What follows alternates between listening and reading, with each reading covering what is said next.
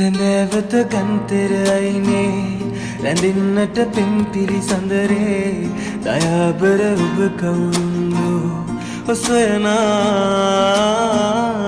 ආයිබෝවන් ඔයාලා හැමෝටම. ඔන්න ඉතින් මම මේ උදෙන්ම නැගිටලා යන්න ලෑස්ති වෙන්නේ අපේ අනුරාධපුරේ නැන්දලායේ ගෙදර. ගෙදරටම වෙලා හිටපු නිසා මට හිතුණා කොහේ හරි ගිහින් ආවනම් හොඳයි කියලා. ඉතින් මම යන්න ආසම කරන පැත්තක් තමයි අනුරාධපුරේ කියන්නේ. ඉතින් අපි ගිහින් බලමු මං එදා දවස ගත කරන්නේ කොහොමද කියලා අනුරාධපුරේ. ඔන්න ඉතින් බස් එකෙන් බැහැලා පොඩි දුරක් අපේ නැන්දලාගේ ගෙදරට පයින් යන්න තියෙනවා. මම මේ ඒ පොඩි දුර පයින් යන ගම. මේ දවස්වල පොසොන් පෝය කිට්ටු නිසා පාර දෙපැත්තේ පුදුම විදිහට දන්සල් පිරීලා තියෙනවා. ඒ වගේම සෙනගත් ඉන්නවා. පොසොන් කිව්වහම කොහොමවත් මතක් වෙන්නේ අනුරාධපුරේනේ හැමෝටම. මම ගෙදර ඇවිල්ලා වොෂ් එකක් දාලා නැන්දත් එක්ක කතා කර කර ඉන්නකොට ගමේ ඉන්න පොඩි බට්ටෝ ටික ඇවිල්ලා ඇහුවා නැන්දේ කෝන් ගහේ කෝන් පිරීලා තියෙනවා එනවද කඩන්න යන්න කියලා. ඉතින් අපි දෙන්නත් ගියා ඒ පැත්තට. අපේ නැන්ද බලන්නකො පොඩි අයත් එක්ක එකතු වෙලා හරියට කෝන් කන අපූර්ව. මේ දවස්වල මේ පැතිවල ගොඩක් බහුලව දකින්න පුළුවන් දෙයක් තමයි මේ කෝන් කියන්නේ. අම්මෝ මේ වගේ තියෙන ඇඹුල.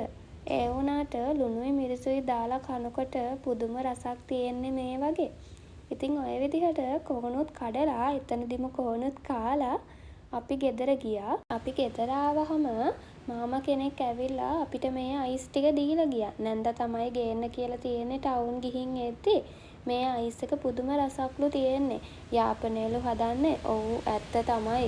මේ අයිස් එක පුදුම රසක් තියෙන්නේ. ඔන්න ඉතින් අපි දෙන්න හවස් වෙලා ඉර බහින වෙලාවට ගෙදර පිටිපස්සහ තියෙන වැවට ගියා. ඉර බහින වෙලාවට කොච්චර වැව ලස්සනද කියලා බලන්න. ඔහොම යනකොට තල් ගහක බැඳලා තිබුණා ලස්සන වඩු කුරුළු කූඩු ටික. ඔයාලත් බලන්නකෝ ඒ වඩු කුරුළු කූඩු කොච්චර ලස්සනද කියලා. කූඩු කීයක් විතර තියනවද කියලා බලන්නකෝ. ඔන්න කතාවෙන් කතාව අපි දෙන්න ගේ පිටිපස්සහ තියෙන වැව පිට්ටනියටත් ආවා. බලන්නකෝ ඉර බැහැගෙන යන වෙලාවට කොච්චරනම් ලස්සනද, කොයිතරම්නම් සුන්දරද. ඇත්තටම මේ වගේ පරිසරයක ඉන්න හම්බෙනවා කියන්නේ පුදුමාකාර සතුටක් මගේ හිතට නම් දැනෙන්නේ. පුදුම තරම් ලස්සනක්, පුදුම තරම් නිදහසක් තමයි තියෙන්නේ මේ වැව පිට්ටනියේ. අපි දෙන්න වැවට එනකොට බලන්නකෝ අපි දෙන්නගේ පස්සෙන් ආව දෙන්න කවුද කියලා. අපේ නැන්දගේ දුකට සැපට හැම දෙයකටම ඉන්නේ මේ බලු තඩියෝ දෙන්න තමයි. බලන්නකෝ අපේ නැන්දත් ඒ දෙන්නත් එක්ක සෙල්ලම් කරන ලස්සන හරියට පොඩි ළමෙක් වගේ. කොහෙදෝ තිබුණේ ආදරේ නොසිතූ දවසේ හමු වෙලා. අපි ගිය අවුරුද්දේ අනුරාධපුරේ එනකොට මේ වැව කෙළවරේ වතුර තිබුණා. වතුර වගේම නෙළුම් මල් පිරීලා තිබුණා. උදේට දැක්කහම දකින්න පුදුම තරම් ආස හිතෙන දර්ශනයක් තමයි ඒක. ඊට පස්සේ ගිය අවුරුද්ද නොවැම්බර් වල දිට්ට කුණාටුවෙන් පස්සේ තමයි මේ වැව කැඩිලා වතුර හිඳිලා තියෙන්නේ. ඉතින් ඉස්සර අපි අනුරාධපුරේ ආවහම මේ වැවෙන් මල් කඩාගෙන ගිහිල්ලා රුවන්වැලි සෑයේ මල් දන්සල් පවා දීලා තියෙනවා.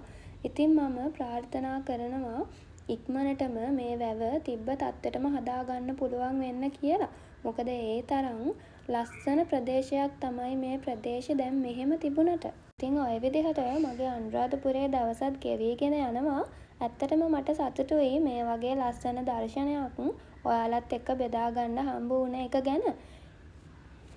ඔන්න ඉතින් පහවදා උදෙන්ම මම ගෙදර ආවා. බලන්නකො මාව පිළිගන්න එන අමුත්තා කවුද කියලා. අනුරාධපුරේ ඉඳලා දඹුල්ලට පැයක විතර දුරක් තමයි තියෙන්නේ. මම ඉතින් උදෙන්ම ආවේ මෙන්න මෙයා නිසා තමයි. මෙයා පුදුම තරම් දුකෙන්ලු හිටියේ මම එනකන් ගේට් එක දිහා බලාගෙන.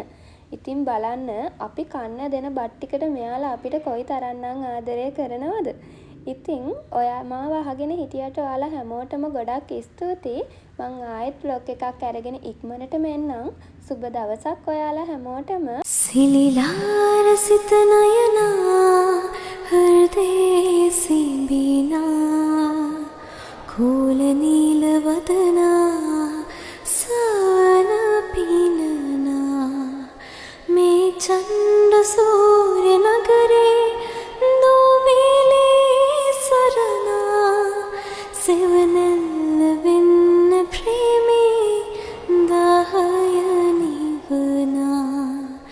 සිලිලා රසිත නයනා